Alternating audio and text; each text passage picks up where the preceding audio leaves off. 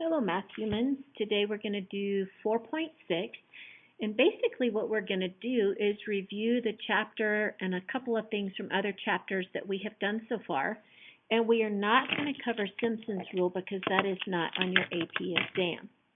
So the first thing that I want to write is that f prime of x is equal to dy over dx, and this is obviously a derivative. Remember that a derivative goes down in power. So sometimes once we know how to do derivatives and integration, it becomes a little bit difficult and we get stuck solving. A differential equation is going to be one that looks like I'm going to cross multiply and I'm going to get dy is equal to f of x dx. Okay? An antiderivative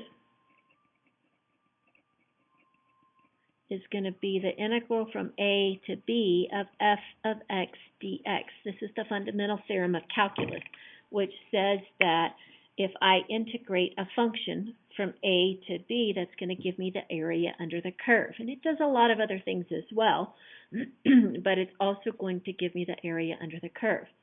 Remember that when I solve differential equations, I can either have a particular or I can have a, no, I can't think of the word. General. Whew, there we go. That was rough. So I can either have a general solution, which means it has a plus c, or I can have a particular solution where I solve for c. If I have a position function, it might be s of t, then s prime of t is going to equal v of t, which is velocity. And then if I take the derivative and get s double prime of t, then this is going to be v prime of t, which is also a of t, which is acceleration, er. Remember, for velocity, it's usually going to be a unit divided by time. And then for acceleration, it's going to be a unit per time squared, okay?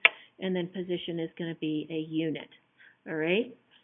If I integrate acceleration, I'm going to get velocity.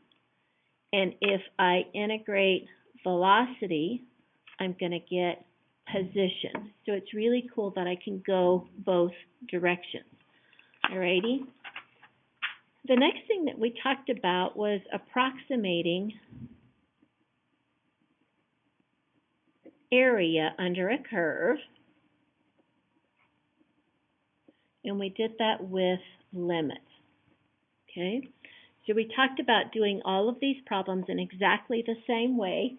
So when I start doing that, I might have a is equal to the integral from a to b of f of x dx, and that's going to be the limit as n approaches infinity of the sum from I equals 1 to n of f of x sub I times delta x, okay? We talked about doing our delta x first, which is b minus a over n, okay? If all of the rectangles are the same size, we do it this way. X sub I, if we're talking about a left-hand approximation, is going to be a plus delta x times I, and if we're talking about a right-hand approximation, it's going to be b minus delta x times I. The next thing that we want to do is f of x sub I. And then the next thing that you want to do is the limit as n goes to infinity of the sum from I equals 1 to n of f of x sub I times delta x. Okay? Remember that until you get down to the end of the problem, n can be pulled out front. So the 1 over n can come in here, and then you can manage the problem, and then you're going to take the limit. The next thing that we talked about was Riemann sums. Thank you. So for Riemann sums, we would have that the area of a rectangle is equal to the base times the height. Okay? Well, in these types of problems, the base is going to be your delta x, and your height is going to come from the function evaluated at the individual x's. The area of a trapezoid is equal to 1/2 the height times the sum of the bases. Your height is going to be your delta x, and then this is going to be the function evaluated maybe here and the function evaluated here. Okay, so we get our heights, which are the bases of the trapezoids, those things. So your area is going to equal the integral from a to b of f of x dx. When you're setting up a Riemann sum, the expectation is that you will include this notation, and then you're going to show your delta x. Maybe it's the same, maybe it's not, and then f of x sub 1, that's a 1, plus your delta x, whatever it is, times f of x sub 2, plus dot, dot, dot, until you get to the end. So you don't have to learn complicated formulas for your Riemann sums. You are just summing the individual areas. And if you think about that, here is the width. The delta x is going to be the width, and this is the height if we're talking about rectangles. So actually calculating a Riemann sum is very simple. You just have to pay attention whether you're using rectangles, left endpoints, right endpoints, midpoints, or if you're doing a trapezoid. Okay. The next thing that we talked about is average value. So an average value, an average is always the sum of some things divided by how many, which is exactly what this says. So I'm going to sum my things from f of x dx, and so this would be your average value. The second fundamental theorem of calculus I think is really kind of cool because it's a great way to mess with your brains. So I want to take the derivative of an integral from a to x of f of t dt. The thing that you should always notice is maybe I have a variable down here, maybe it's a number, but I have a variable in the numerator. I'm taking the derivative of an integral. Sometimes they will write that as f prime of, maybe it would be t, right? But the thing that's important to notice is that these variables do not match these variables. And that is going to be your clue that you're doing the second fundamental theorem of calculus. Remember that I'm going to replace my function with the x, and then I'm going to multiply by the derivative of the top index, and that is because this is the chain rule. You can physically integrate the inside function and then evaluate that function from a to x by substituting in those values, getting an answer, and then taking the derivative, and you will get exactly the same answer. But if you remember this, you've just made life a whole lot easier. The net change theorem, and all of this stuff should be on your formula sheet, children, in case you don't know that, is going to be the integral from a to b of f prime of x dx is going to equal f of b minus f of a. And that's like the mean value theorem for integrals. Displacement is the net effect of movement. Okay, so if I have a positive area, I am moving to the right. If I have a negative area, I am moving to the left. Okay, so displacement is the net effect. Where do you end up? On the other hand, and this integral would look like the integral from a to b of v of x dx. Okay, you could also call that this is S of B minus S of A because we're looking at position. Where did I end up? On the other hand, you could have total distance. And so total distance is slightly different in that it is the absolute value, so A to B, absolute value of V of X dx. And what that does is it takes all of these negative areas and makes them positive.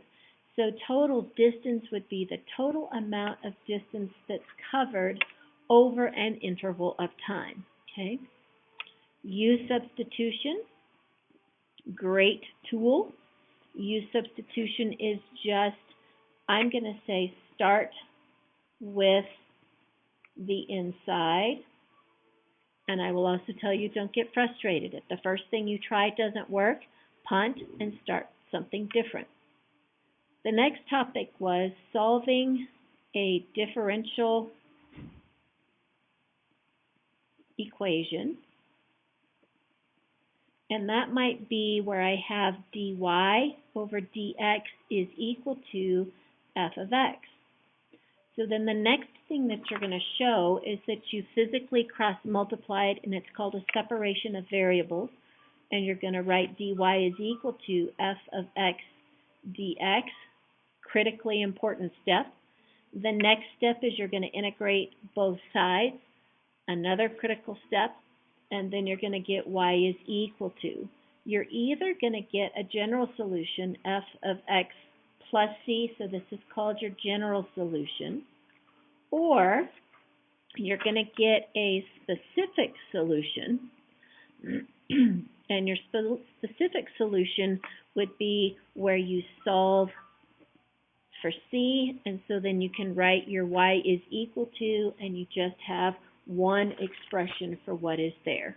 Okay? All right. I think that is it for today.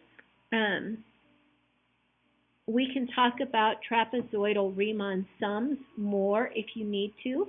So I think at this point I don't need to show you more, but we can always do more examples if you need it.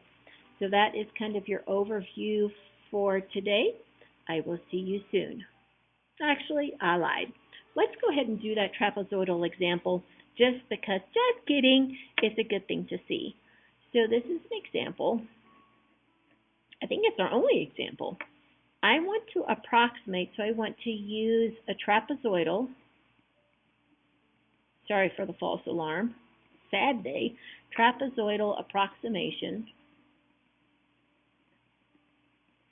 N is going to equal 4. That's going to be how many trapezoids I have. And I want to approximate the integral from 0 to pi of the sine of x dx.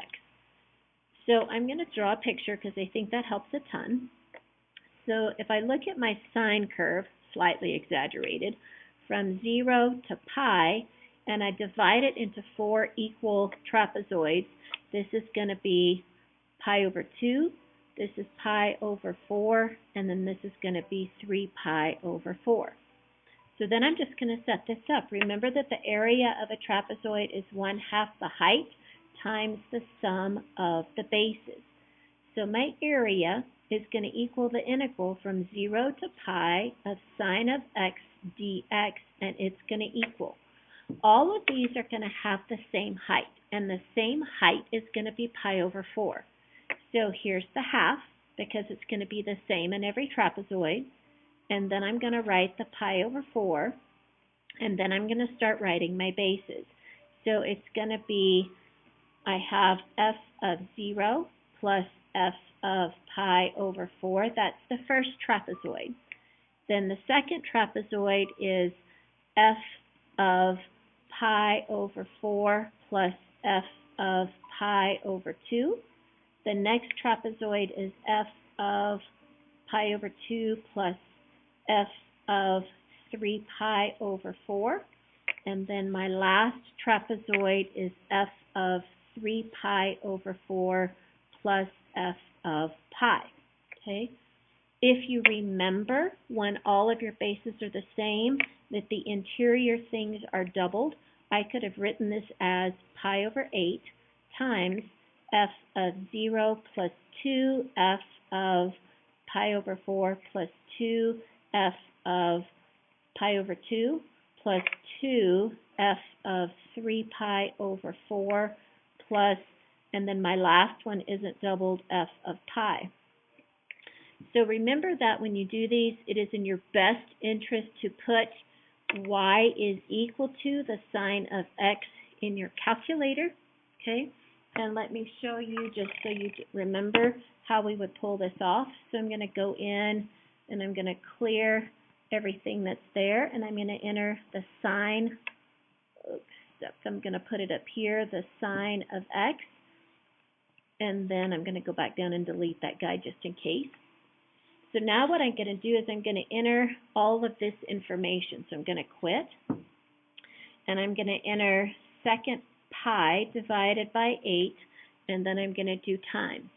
And so then I'm going to enter my information, alpha f4. I'm going to evaluate the function at 0, and then I'm going to do 2 alpha f4 y1. See why I put it in y1? And I'm going to evaluate it at pi divided by 4.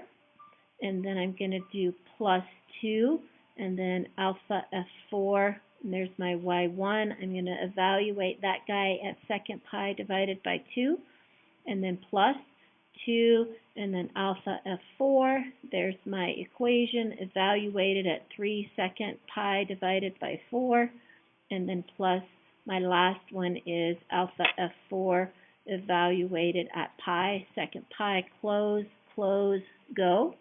And I got 1.896. Woohoo!